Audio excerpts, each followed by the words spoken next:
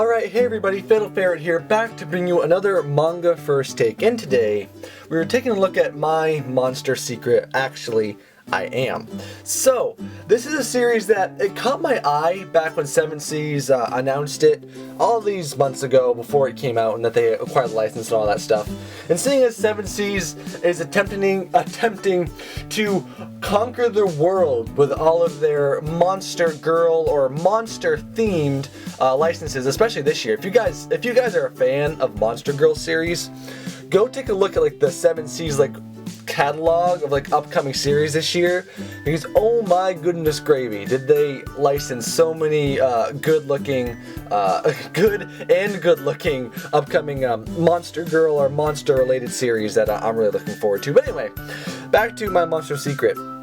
This is a very different, in a way, series than some of the other monster series that have come out of 7 Seas so far, especially last year. So I'm talking a lot mostly about series like obviously Monster Musume, which everyone really knows about, and as well as from the same author 12 Beast.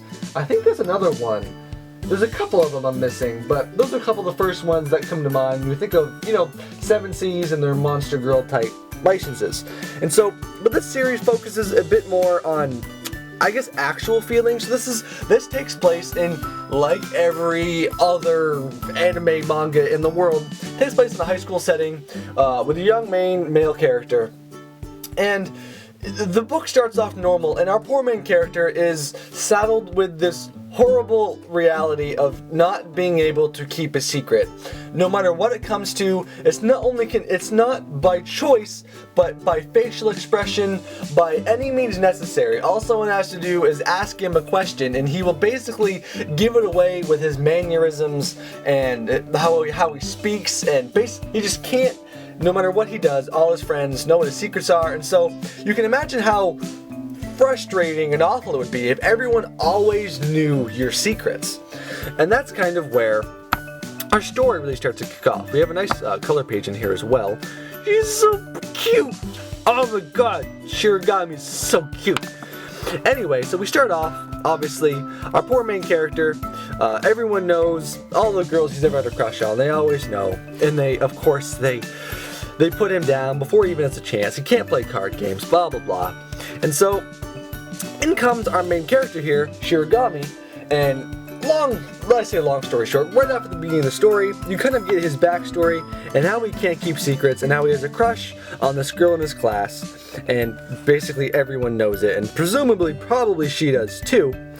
However, you get to a point where one day he's at school with his buddies and he is walking back to class, and they've convinced him to go tell her how he feels, because that always works out well for everybody. And he goes back into the classroom, and this is what he finds. And this is basically where our story really jumps off. So Shirogami is actually a vampire, which is probably where the actually I am comes from.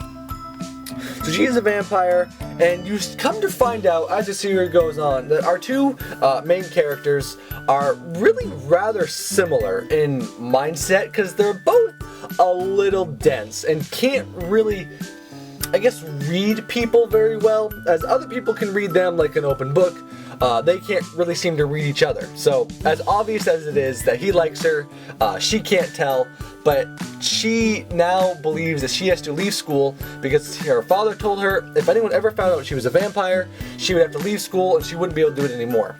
So desperately he tries to get her to say and tells her he will keep her secret forever. And that's really where the crux of the story begins, because now you have a character, a rather endearing main character, I may add. He's really easy to root for, who cannot keep a secret, probably literally to save his life. And now he's been entrusted with this massive secret of the girl he loves to try and keep her secret so she can stay in school with him forever. And then the first volume mostly goes through hijinks of another prominent character that always uses him for secrets, and will she find out? And you also start to basically, seeing as this is a monster, mostly girl, obviously so far, type series, you're going to have other beings. And that's what is slightly different as well about this series, because the first I won't spoil anything, but the first non-human character we have other interactions with isn't necessarily a monster.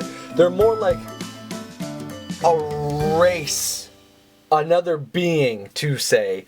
And so slowly but surely we're starting to get introduced into this world of other beings and stuff, and the budding relationship between these two characters that is really grabbing, I guess to say. It's not one of those, sometimes stories like this are frustrating when you know how one character feels, but it's like, oh, how could I tell her, how could I let them know, and you're just like, oh, this is painful and awkward.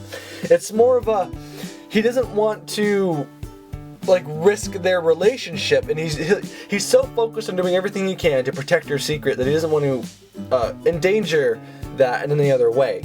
And it's got this like endearing quality to it, and so I'm very interested to see how their relationship grows. And Shirogami is such an adorable character, and then the story is cute as well, as far as just her struggle to stay in school and him wanting her there, and then all the other stuff comes together and just makes a really good high school romance comedy, I guess you could say. Because so far, I think that's safe to say what this is. It's going to be a romance type comedy with a monster girl twist, but that's actually focused on like actual relationships instead of a ton of fan service.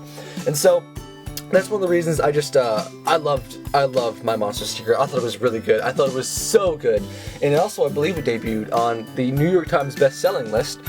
Its first, I think, 2 or 3 weeks when it was out. I don't know if it's still there or not, but I think I checked the list, and it was like One Punch Man lived through 4, like Tokyo Ghoul and Naruto, and then so it was pretty much all of Viz Media shonen titles, and then My Monster Secret made it on that list, so that's a pretty good accomplishment for this book, and I think you guys should definitely go and pick it up and check it out, because it was really good. It was really fun. The art style is fun. It's cute.